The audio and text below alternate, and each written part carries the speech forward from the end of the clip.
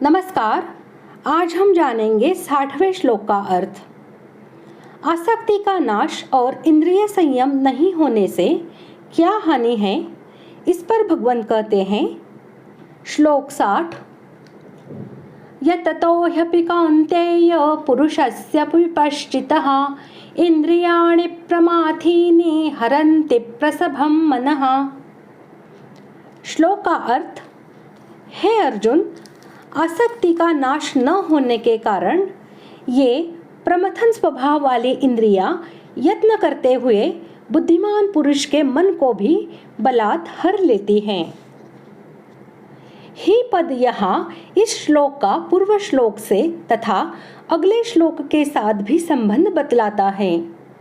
पिछले श्लोक में यह बात कही गई कि विषयों का केवल स्वरूप से त्याग करने वाले पुरुष के विषय ही निवृत्त होते हैं, उनमें उसका राग निवृत्त नहीं होता। इस पर यह जिज्ञासा हो सकती है कि राग के निवृत्त न होने से क्या हानि है। इसके उत्तर में इस श्लोक में यह बात कही गई है कि जब तक मनुष्य की विषयों में आसक्ति बनी रहती है, तब तक उस आसक्ति के कारण उसकी इंद्रियां उसे बलात् विषयों में प्रवृत्त कर देती हैं। अतएव उसकी मन सहित बुद्धि परमात्मा के स्वरूप में स्थिर नहीं हो पाती।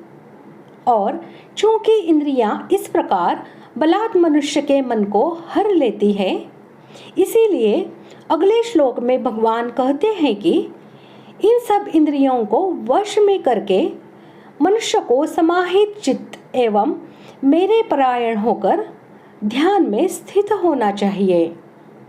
इस प्रकार ही पद से पिछले और अगले दोनों श्लोकों के साथ इस श्लोक का संबंध बतलाया गया है।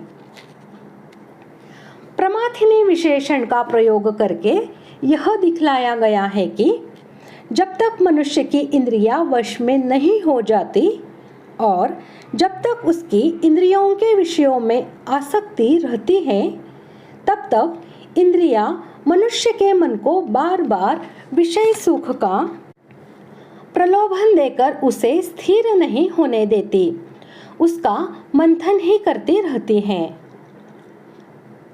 जो पुरुष शास्त्रों के श्रवण मनन से और विवेक विचार से विषयों के दोषों को जान लेता है और उनसे इंद्रियों को हटाने का यत्न भी करता रहता है, किंतु जिसकी विषयासक्ति का नाश नहीं हो सकता, इसी कारण जिसकी इंद्रियां वश में नहीं है, ऐसे बुद्धिमान यत्नशील साधक का वाचक यहाँ यतता और विपश्चितः इन दोनों विशेषणों के सहित पुरुषस्य पद है।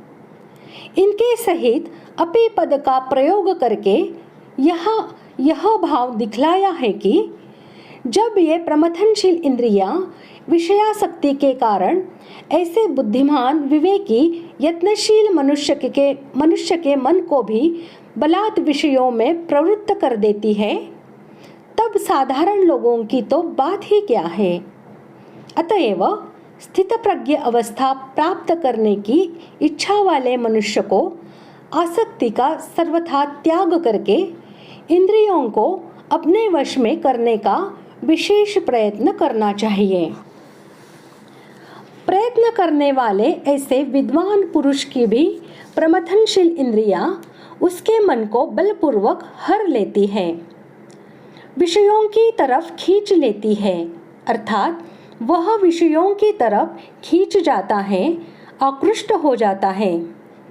इसका कारण यह है कि जब तक बुद्धि सर्वथा परमात्म तत्व में प्रतिष्ठित नहीं होती, बुद्धि में संसार की यत्किंचित सत्ता रहती है, विषयेंद्रिय संबंध से सुख होता है, भोगे हुए भोगों के संस्कार रहते हैं, तब तक साधन परायण बुद्धिमान विवेकी पुरुष की भी इंद्रियां सर्वथा वश में नहीं होती। इंद्रियों के विषय सामने आने पर भोगे हुए भोगों के संस्कारों के कारण इंद्रियां मन बुद्धि को जबरदस्ती विषयों की तरफ खींच ले जाती हैं। ऐसे अनेक ऋषियों के उदाहरण भी आते हैं जो विषयों के सामने आने पर विचलित हो गए। अतः साधक को अपनी इंद्रियों पर कभी भी मेरी इंद्रियां वश में हैं ऐसा विश्वास नहीं करना चाहिए और कभी भी यह अभिमान नहीं करना चाहिए कि मैं जितेंद्रिय हो गया हूँ। इस प्रकार आज हमने 60वें श्लोक का अर्थ जान लिया है। अगले भाग में जानते हैं 61वें श्लोक का अर्थ। धन्यवाद।